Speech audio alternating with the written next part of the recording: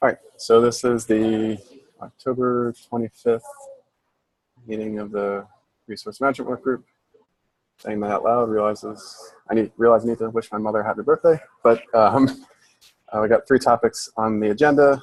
One which I threw on there about quota, device plugins, and I guess the stub. So let's jump right into it. So I'm happy you joined. So basically, I look at quota right now. It doesn't really have a home in any particular SIG. And historically, I had done some work there, but then it predated the SIG model. And right now, it seems like when we try to do resource management related topics,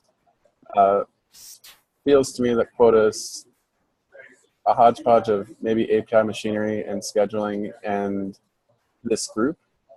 So I wanted to use this forum as like a vehicle to discuss some quota stuff that was going on, so people are aware, and if they want to engage and help, it would be appreciated.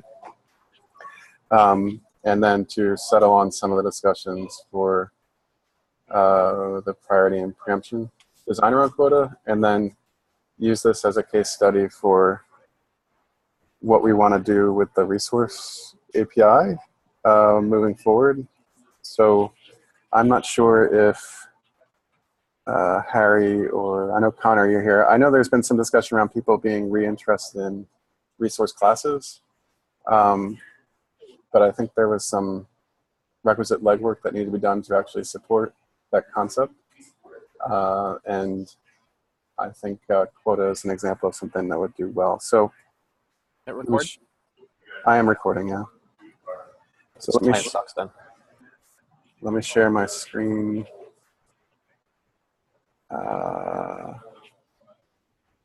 Sure this is the right screen. Can folks see the agenda here? No. Not yet. No, we just see a. I see your cursor, but not the window. Well, I'm sorry about that.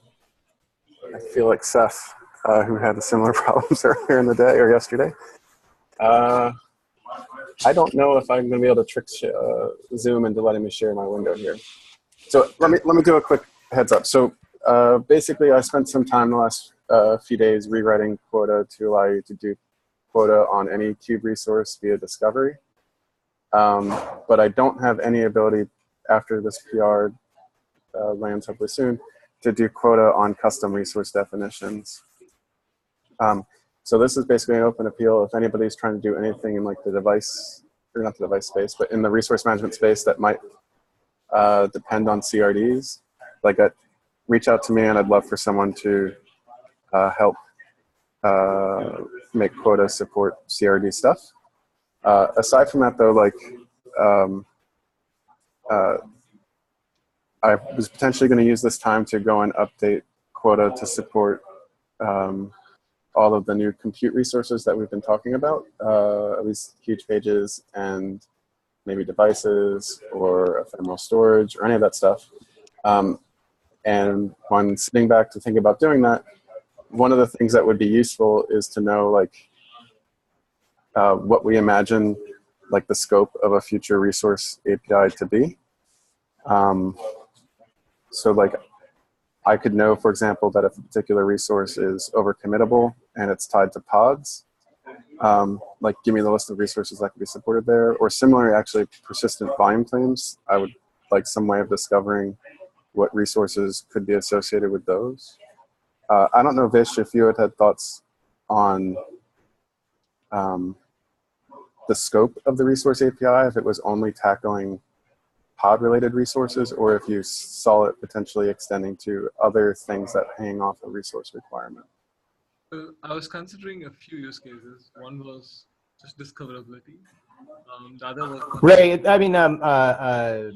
Vish, it's really hard to hear you. Oh, sorry. Thanks, David, for pointing that out.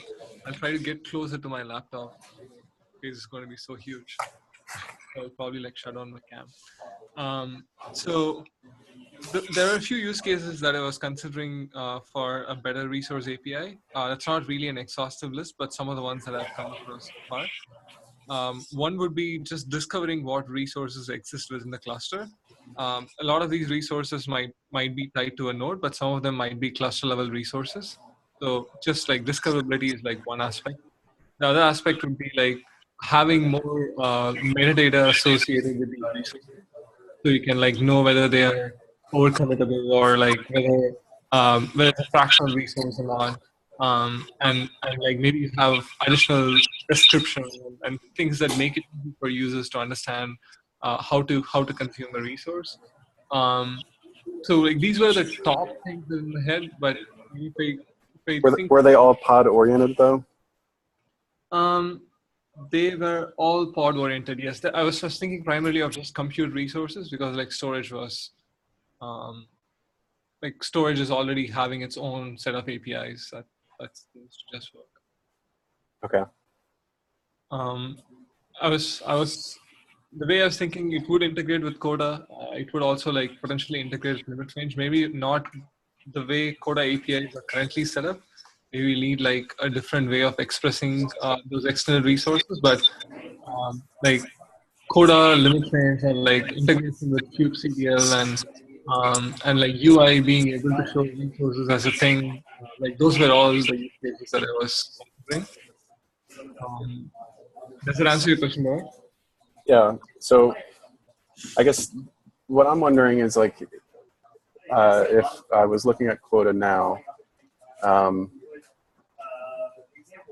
generally speaking, when we're trying to calculate usage associated with a pod, today the general pattern we had was like, if it was a standard kube resource name, then you could, in theory, quota anything on the sum of its requests or limits by just doing request.insert resource name here. But I did not know how I would handle that for any of the things that we've discussed as extended resources. And so putting like a general ask out to this group of folks to be like, if people have a general idea on how they'd want to quota extended resources now that did not need a resource API, like I was game for hearing it because I'm tired of working on quota sometimes. And if I could support like all the pod resources relatively quickly, like I'd want to do it now while I was looking at it. And if I can't do it now because people don't have like a good scheme in mind, then I just want to be able to enumerate that and then queue up prioritizing doing the resource API, say faster than doing some of the other use cases that we've discussed, just because it would be beneficial to multiple downstream products, I guess, or use cases from the resource API. So like the scheduling side as well as the quota side. Yeah, Derek, I think like if we are extending the API, like I mean, if you're going to like keep it to the existing string format, which is like resource dot or limit dot, rest of the resource name, then I guess like the API change isn't really that big. But if you're considering like adding new schema to represent external resources, then I think it's probably worth hashing out how the resource APIs would look like and see if there is a forwards compatibility path rather than like adding something in the short term. So my only concern with overloading the existing string-based API is that I'm not sure what length validations we have put in place. Yeah, that was one of my concerns. So I mean, ideally, like people expect that to just work. I mean, even though we don't actually advertise that, that's what they sort of expect, looking at the issues that people have filed around Coda. So I think that would match user behavior, except that we have to make sure that the external resource names don't have like ridiculously long strings associated with them. Okay. So I guess my takeaway is like, there's no obvious answer right now for folks here. And so if in the 1.9 release, we grow quota to at least be able to quota all the standard things, that's a nice move. And hopefully if people could look at that PR and say, yeah, this seems generally sensible from an API standpoint, that'd be appreciated. And then the other topic then related to and then I guess I could pause on how to manage pod-related compute resources more in Quota until we iron out the resource API more, hopefully in like a 110 timeframe. The other area I did want to be able to discuss a little bit now with and David and folks was just the doing quota on priority. So I did try to comment on that PR design with some thoughts on tweaks. I don't know, Bala, did you have a chance to review that, or did you have any input? So, you know, I have reviewed this. So basically the idea here is that we are going to add priority to the existing Coda objects. So all the Coda objects basically will have an implied priority. By implied, I mean either the priority is there or priority is absent, which means that Coda will apply to pods which don't have any explicit priority. So these are the two main things about the matching against the pods. And the other addition is that we can have a list of priorities. Bobby, it's really hard to, because you're using the same microphone as Vish was, it's really hard to hear you also. Oh, okay. Yeah, I don't know what to do exactly to make it better. So I can get a little closer to the laptop. Is it any better now? Yeah, I can hear you fine. David, maybe your laptop speaker is volume is low. Anyhow, so I was saying that we are also adding a list of strings, and these strings are the names of priority classes that the Coda or the Coda object can apply to. What I've been wondering on that, as I've been reflecting on this a little bit, was like priority is a numerical value, and then like it's really like a range space. And so what I'm wondering is like, would it make more sense to be like, this is the quota for all things that fall within this priority range, rather than these specific priority names? And I'm wondering if that's a more flexible design approach. You know, in all of the work on priority, we've tried to hide the actual value of the priority from users. So we have always said that we are going to keep the priority values as like an internal sort of like metric or value inside the components and not expose it to the users. Users are expected to work with priority class names, and that's the whole reason that we have such a concept in Kubernetes. Otherwise, we could have just used values and be done with it instead of going through this one more layer of mapping, basically. So I don't think it's going to be a great user experience because users will not be able to understand what exactly these ranges are. And when they're mapping it to their pod spec, they probably cannot really relate these ranges to the spec that they provide in their pods. I think priority class names make more sense. So the part that I've always been confused on is who is assigning the priority to the pod? Mm-hmm. So the way that users specify priority to the pods is that they put the priority class name to the pod spec. So they can list priorities then, right? Like the average end user will be able to list priorities? Priority classes, yes. So they just, priority class is essentially the same as probably what you call it priority. But priority class is essentially a mapping from a name to the actual value of the priority. And users can list those. but they don't know if one is more relatively important than another one. They just see the opaque name. Like you don't think the average user will know that? Users can see the values. Users can see the value of those priority classes. Value is an integer, and the higher is better.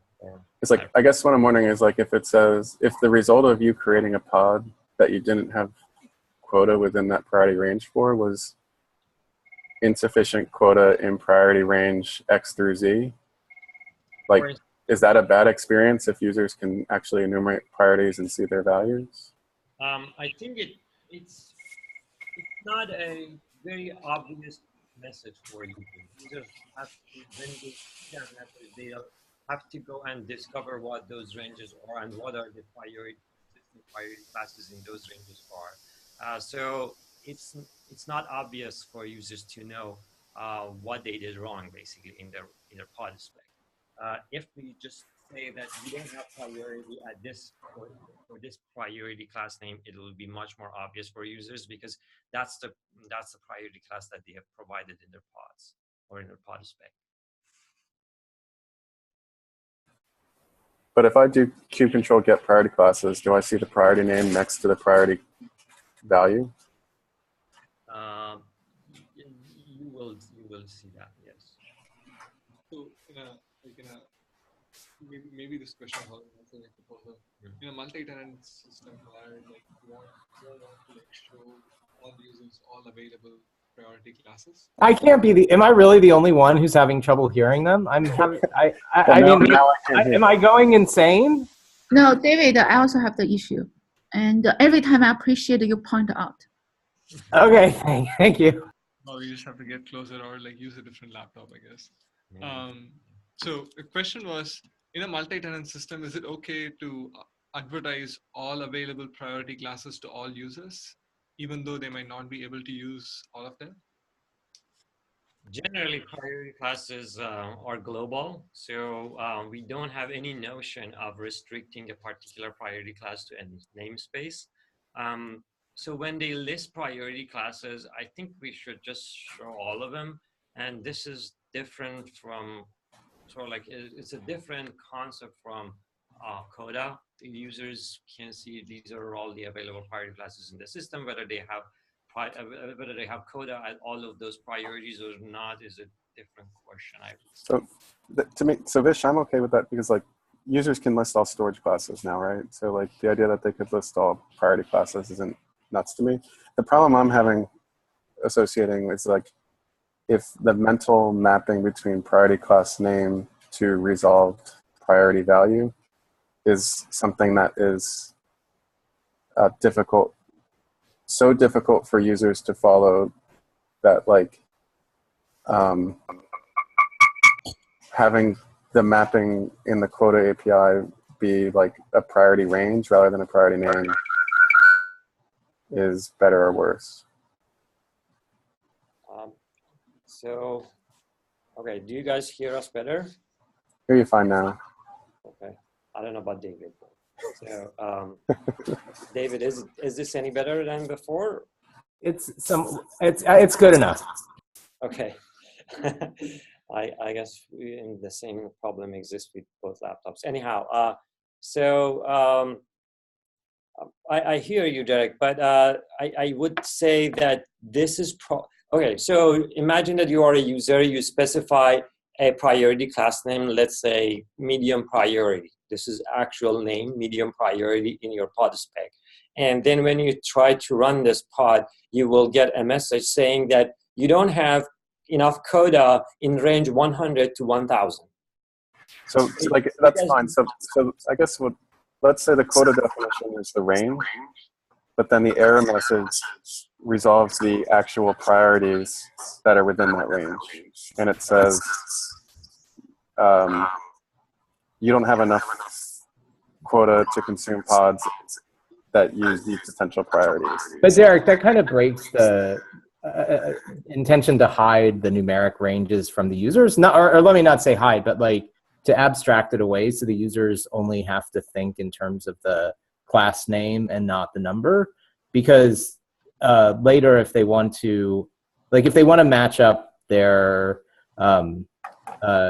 priority request with the quota document, like we want them to be able to do it using the symbolic names. If they have to first translate it into the number and then find that corresponding range in the quota document, then they're having to think about the numbers. And one of the reasons for having the name separate from the number was so like an administrator could change the mapping later or whatever. So that seems like a downside of trying to do the numeric ranges, because that was not, and the users aren't supposed to think about the numbers. Okay. Yes, I agree with everything David said. And also another thing is that we intentionally wanted to prevent users from creating like 1,000 different coda objects or sorry, different priorities, sort of like priority 1, 2, 3, up to, I don't know, 1 million. All these values, we didn't want all these values to be valid values in terms of priority. That's why we created these priority classes, so that maybe a few of these values are valid and users cannot provide any number in the range. That model of providing a range in Coda breaks this intention as well. Okay, so like I just pasted a link to a comment I threw on the latest design. Like I think for at least how at Red Hat, I imagine we would use priority in our hosted clusters. This would let me configure our clusters in a way that like end users can't get the same priority as our cluster control plane services, or like what you did today with critical pods. So if people are okay with this basic way of configuring the system to restrict bounded quota or unbounded quota for particular priorities, then I guess I'm okay with this moving forward. And then we just stick with names for now, and if we find out that people preferred ranges in the future, I guess we could adapt. But so yeah, okay. So I guess if you're okay with this, Bala or David or anybody else that wants to care about quota, I can, and we update design for that comment, then I think we're good to go on this moving forward. And just let my PR land before we go and change quota more. Can these interrupt a guaranteed pod? If I have I guess a critical pod, as was mentioned, can that interrupt or deschedule or whatever? Yeah, it's separate from clause. It's separate from clause, which means that a guaranteed pod can in fact be interrupted. Is that right? Yes. So, well, if your pod is already running, no. Whether you can create a new critical pod at a higher priority or with the highest priority when you don't have any coda, that is true. So basically,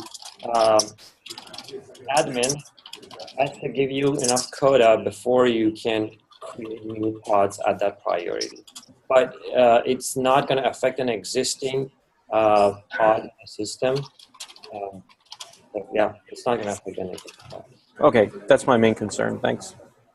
Okay.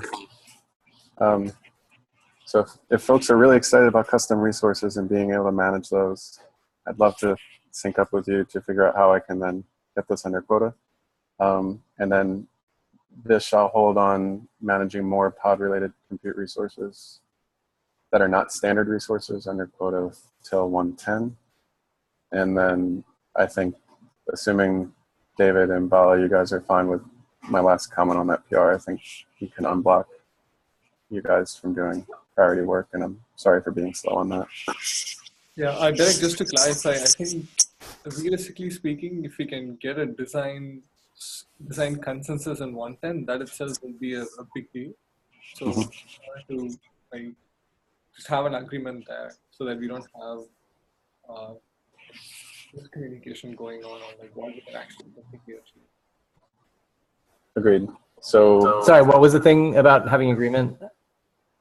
This is about like having better compute resource APIs. Oh, okay. Sorry, I thought you were still talking about the quota stuff. for discovery purposes, right? Yeah, for discovery, I'm like representing cluster level resource. So since I can't share my screen, one of the things I wanted to do, like if we all agreed on that, was get that slotted in this roadmap document. And since I can't share my screen, and assuming there's no disagreement, like right now we list resource classes API as like as a 110 target. Like I just want to update that to express that we think before we would group resources, I want to be able to support discovery of resources. So that would move up the like priority queue. If there's no disagreement on that, I'll make that change after I'm done talking here. So the summary statement is before grouping resources, we need to be able to enumerate resources? Yeah, I need to be able to ask a cluster which compute resources you support. Call that resource discovery then? Yeah, in the same way that we have the API machinery today supports object type discovery. That let me build what I had to do for quota and the PR I linked. Like, we don't have anything for resource management that would let me do the same for pods. Yeah, and I think like that by itself will be very useful for users, especially in like an extended scenario, leave alone like having the ability to group.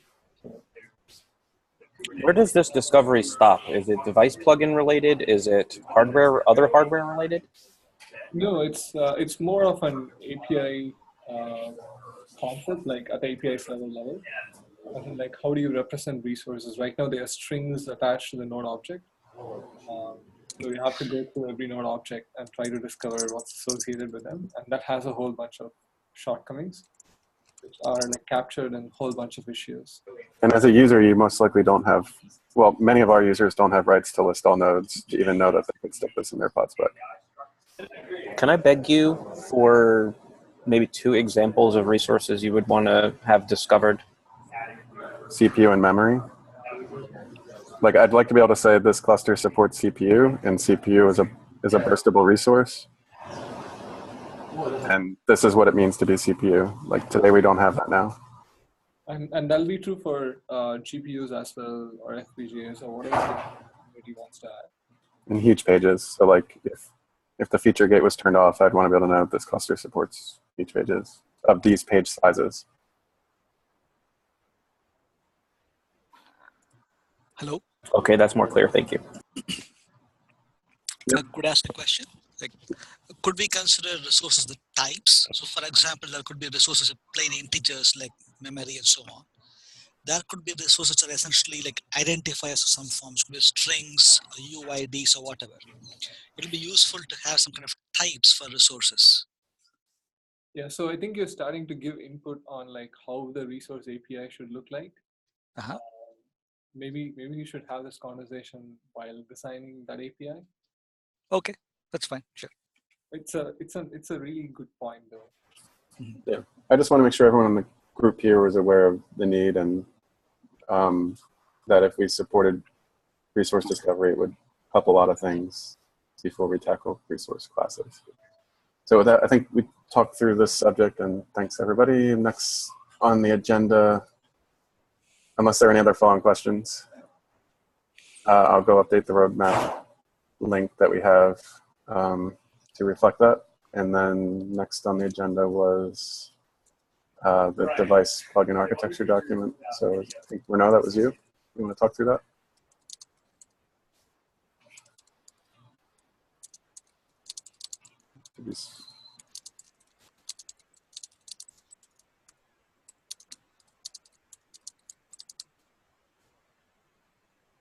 You all see my screen and hear me? Kind of. You might have to speak up, Renaud. Okay. So Better now. So the device, this design document is basically 2 different parts. The first part is a recap of what we have, and the second part is it's an architecture proposal that I think we've been missing for the past few weeks. So basically the first part is about numbering and numbers, and basically what bugs we've had. So for example, in the unit test, we've got very slow unit tests. I mean, the unit test on the is 68 seconds. We're one of the FLAC-yes tests. We've got correct coverage, but not really good. And mostly, and I think this is the point that bothers me the most, is that we've got weight-based tests. So most of our unit tests right now are do something and then time.sleep.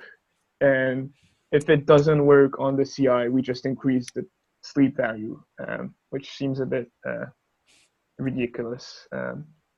Also, and the other part that's a bit bothering, if we look at the different tests, the setup and the tear down is very painful. And I think so. I think it's basically a sign that the architecture is a bit too monolithic, and it's I mean, this is the point of this document, is to give an idea of how we could actually break the architecture down in multiple modules. So this is the current architecture, if we look at it. And we've got basically 3 different layers. It's loading. The CM, the device plugin handler, which is in the kubelet/CM module.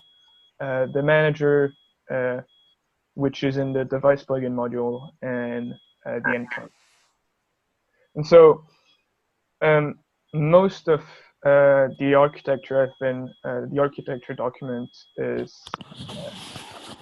centered around basically splitting these huge monolithic structures and basically reduce code coupling and the complex mutex logic that we have in it. So if we look at, for example, the last PR that we've seen, we basically have I mean, we're basically having mutexes calling different leaf functions, and we've got basically huge critical sections that I think will hurt performance in the long term. And so, I mean, the architecture I was thinking about is basically splitting every storage responsibility out of those classes. So, for example, if we look at the manager, I've basically split the mutex and the endpoint map. The same for the endpoint, I've split out the devices map, and same for the device plugin handler, I've split out this pod devices out of the handler. And I have basically one PR that that refactors the re-registration test based on the endpoint star here, and that basically reduces the time to run that test from 10 seconds to 1 second. I've also have another PR that just refactors the gRPC stub device plugin, and we actually get performance down from 68 seconds to 2 seconds on the worker. And I've run the tests at least 300 times now, and I haven't seen any flag. So that's one of the basically the point of this design document is to have some feedback on if people here think this design is sane, and if there are any concerns about the design. Renard, first of all, like, I think I must appreciate you doing this work. I haven't seen any other feature in the node area having gone through so much of like thorough architectural docs. So thanks a lot for like spearheading this. This will definitely benefit anyone else who's trying to contribute in this area. This is a lot of information. At least me personally, I would need like a day or two to process it and get everything into my head and actually like try to give useful feedback. So I don't know, like if you are like, from my perspective at least, I would probably like give this doc a week and like see what and just give everyone some time to go over this. Sure. I mean, keep in mind that the whole point of the design is so that we can I actually have 2 PRs that are currently good examples of how we can actually get from a module that's currently, I could say, misbehaving, because FLAC is, I was looking at the FLACs, for example, and we're probably in the top 3 of the FLAC unit tests, which seems a bit odd for unit tests. But yeah, so at a high level, what I would say is like, in your mind, as you're developing these abstractions, just have a conceptual difference between interfaces and like just objects, just like pure structs and Go Parlang. So you don't necessarily need to have like interfaces for every single level. Each interface is considered as an abstraction. It should have, it should make some sense by itself. So just have that in mind, and whenever you think this doc is ready for review, well, the doc is ready for review. Okay, awesome. So we'll take it. A small funny stat I had is I was looking at how much machine time we had, and I ended up computing that we had spent 120 hours of machine time in the module, in the device plugin module. That was very funny to calculate. That's all. This is awesome. I mean, I feel really confident about the device plugin module now that there are so many people who love and care about it dearly. Okay, that's basically it for my part. Okay, thanks for that. Last topic here was to discuss the step device plugin for EDE testing. Did someone want to lead that discussion? Hello. Step. Hello. We can hear you. Okay, I'm a CPH and I'm working on step device plugin for E2E test now. And I have posted the proposal on GitHub and received some comments that it is complicated. So I update my planning on GitHub and I will implement fake device plugin first. So this is my first time to contribute to community. So I just want to make sure everything I do is right for community. Comments about this proposal are welcome. Fake device plugin will read a dummy device file from temp directory, so we can save device info into this file, and we can inject error into this file. It is deployed by daemon set, so we can delete it easily. I think we can deploy this fake device plugin in E2E node test. So we can deploy a pod to request this fake device to test Kubernetes behaviors. So where should I save the code of fake device plugin? Since it's primarily for testing at this point, inside of Kubernetes repository, I think there's a directory called test images. Okay. And within the subdirectory called images, but this is something that we can help you figure out as part of the PR review. Okay. Well, I think if you have code to implement the fake device plugin, you may just start with the directory and the E2E test E2E, and then we can figure out the right path during the code review. But I think maybe you can start to say whether you can do similar things with the existing E2E and E2E node test with this fake device plugin instead of using the actual NVIDIA device plugin implementation. Okay. Okay. Yeah, as a goal, if we can get the device plugin tests running for every PR and like running as part of regular CI without having like any actual hardware dependencies, that is going to be super helpful. And as a next step, once we as a community think that the device plugin interface is reasonably stable, then we can probably like request adding it to the conformance suite as well. Okay. So I have to read through this a little bit more. I apologize if I'm asking a question that's obviously stated, but does this produce an image that we deploy to run the test?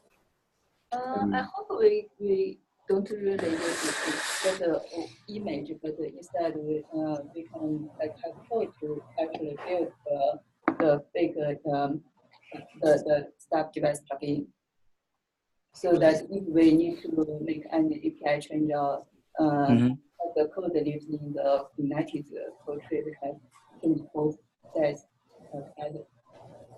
So I think answer to Derek's question is that yes, there will be a executable that is deployed via a container for running the test. Yes, we can do that, but that's kind of like implementation detail. We can figure that out. Like by the way, I hope we can build the image automatically during the test instead of just like activate as a simple paper image. Yeah, got it. Yeah, so you're talking about the logistics of making it work every PR. I think Derek's point is like, how does the architecture look like? Derek, I think. Like, will I be able to use this to like drive a demo? Like, will I be able to say, here's a kubelet, I'm going to deploy this dummy device plugin.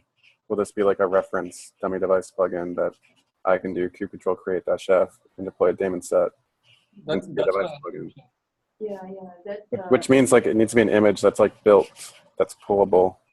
And I didn't think that we had that flow today in our normal Node EDE tests. So like, I guess I'm questioning how we can do that in our existing EDE test flow. So this question is like, for every build, if you're actually like building a new image, there's currently like no means for like in the Node E2E that might be possible, Derek, and that like you can do a Docker load, for example, but that like depends on the runtime. But if we're building like basically a no-op device plugin, it'd be great if like I can use this in demos and I could just like pull it from GCRIO and it could work like other images built in the project, I guess. Yeah, so Derek, basically we can figure out a way to make the deployment actually work in the test scenario, and having a demo plugin or a demo plugin image should also be possible. Like for example, we can place this actual binary on the host as part of the Node E2E executable bundle, and then have the daemon set just execute a file from the host. So basically, like there are other options to make this work. I think we will need to figure out how to make it work. Like we can either run it as a daemon set or like even run it as a binary. That I think that's the detail maybe we can figure out later. I just like the idea of it being separate because like if it's so closely tied to our EDEs, then like you can make a change in one and the other at the same time. And versus like if we somewhat manage a dummy plugin separate from our normal code path, then like maybe we won't break it as likely, or it'll be hard to. It'll be like two PRs you have to open that take separate reviews to actually get a change in. That might stop you from breaking something, is what I'm thinking. Yeah, I think it's like you want to test head, and with head we are making some explicit decisions. Whereas we also want to like maintain backwards compatibility. So I think the test matrix will be slightly more complex than just head. Okay. I don't know if like that satisfies. In addition to that, I also feel like having a dummy plugin would also like let us build integration tests rather than like end-to-end tests, because end-to-end tests are expensive and they flake for many reasons. Integration tests are cheap, so I'm hoping that we can reuse some of that logic for integration tests as well. But then, like, do we have any other integration tests that rely on your ability to build an image on the machine? If it's an integration test, hopefully we don't need to use image.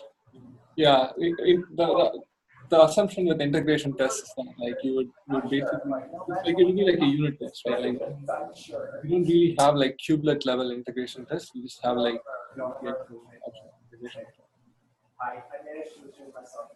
Yeah, that's just.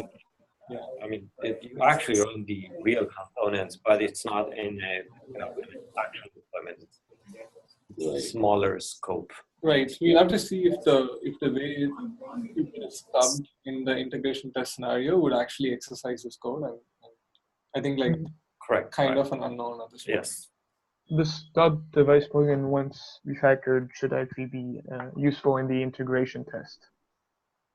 I guess what I'm wondering is why the stub device plugin can't go under cluster add-ons and be built like all these other images. Like most of the add-ons are not demo tests, right? Like most of the add-ons actually had some functional value to cluster. this one would not add any function value. I don't know what Python image does, but I'll question that one. Which email was that there? There's an add-on called Python image, and Oh, okay. like it does nothing but get you a Python environment. So like I'm not sure how much value that was generally getting, but like that's in our directory right now. Maybe you should file an issue about that.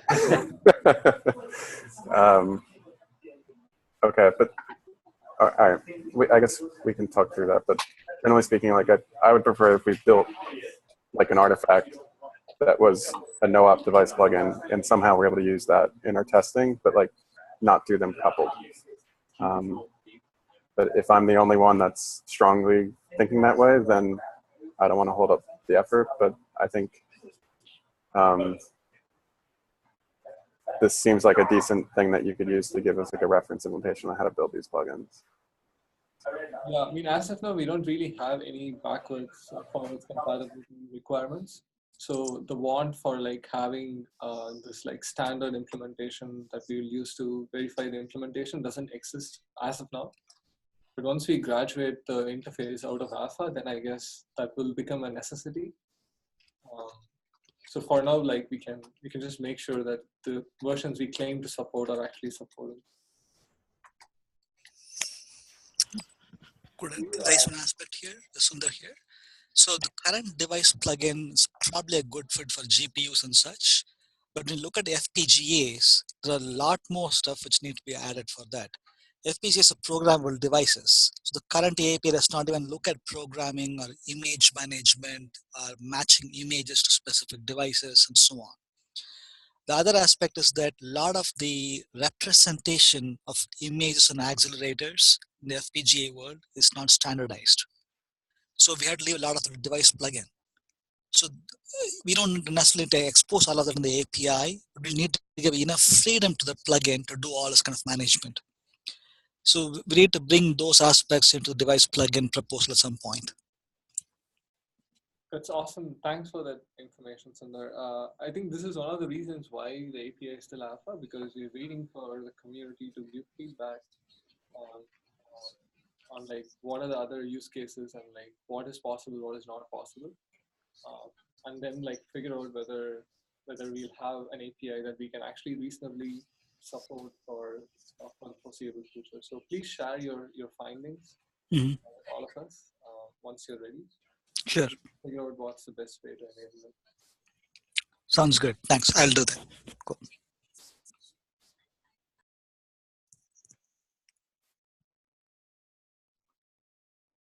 Okay, that's all. Yeah, please post your stub device plugin PR in whatever state it is right now, and then we can like together we can all like give suggestions on like how to better organize it and like, how to better shape it. Okay, okay. Thanks a lot for working on it, by the way. Okay. Are there any other topics that people want to bring up in today's discussion? Otherwise, we can all get back 7 minutes. So just quickly, is there any link to these cluster images or design documents or anything? So. For cluster images, I don't know what you exactly meant by cluster images, but sorry, the Python something that I don't have. Just look in the cluster subdirectory under the kube tree, under add-ons. You'll see there's a lot of images folders with Docker files. Okay, thank you very much. All right, with that, I will stop the recording. Thanks, everyone. And as always, if you have topics for future meetings, just feel free to put them on the agenda. And I think moving forward, if I don't see topics on the agenda by the day prior, I will cancel the following day's meeting. So maybe that'll motivate us moving forward. Thank you. Thank you. Talk to you later. Thank you.